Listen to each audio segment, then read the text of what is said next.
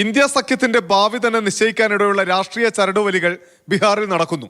RJD, JDU MLA Mar പട്നയിൽ camp ചെയ്യുകയാണ്. Congress, CPI, ML, CPI, CPM എന്നീ സഖ്യത്തിന്റെ കൂട്ടത്തിൽ നിന്നുകൊണ്ടാണ് നിലവിൽ മഹാസഖ്യം അവിടെ ഭരണം നടത്തിക്കൊണ്ടിരിക്കുന്നത്. മറുപക്ഷത്തുള്ളത് BJP നേതൃത്വം നൽകുന്ന NDA സഖ്യം തന്നെയാണ്. BJPക്കൊപ്പം HAM ഉണ്ട്. ഏതു നിമിഷവും നിതീഷ് രാജി പ്രഖ്യാപിച്ചേക്കാം എന്നതാണ് സ്ഥിതി.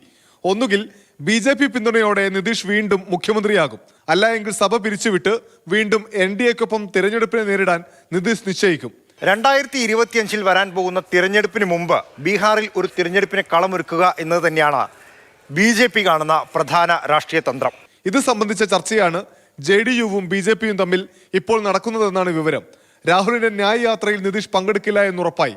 അതേസമയം ഫെബ്രുവരി 4-ന് ബീഹാറിൽ മോദി നടത്തുന്ന റാലിയിൽ നിതീഷ് കുമാർ പങ്കെടുത്തേക്കുമെന്നും സൂചനയുണ്ട്. നിതീഷിനെ അനുനയിപ്പിക്കാൻ ഇന്ത്യ സഖ്യ നേതാക്കൾ ശ്രമം ആരംഭിച്ചിട്ടുണ്ട്. ജനുവരി 13-ന് നടന്ന ഇന്ത്യ സഖ്യ യോഗമാണ് നിതീഷ് കുമാറിനെ കൊണ്ട് മാറ്റി ചിന്തിപ്പിച്ചത്.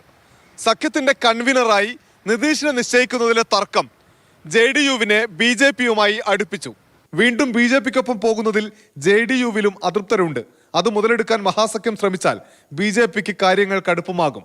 അതിനിടെ ബംഗാളിലെ സീറ്റ് തർക്കം പരിഹരിക്കാനായി രാഹുൽ ഗാന്ധിയും മല്ലികാർജ്ജുൻ ഖാർഗെയും മമതാ ബാനർജിയെ വിളിച്ചു. മമതയെ ന്യായയാത്രയിൽ പങ്കെടുപ്പിക്കാനും കോൺഗ്രസ് സജീവ ശ്രമം തുടരുന്നു. ഡൽഹിയിൽ നിന്ന് അനൂപ് ദാസ്, മാതൃഭൂമി ന്യൂസ്.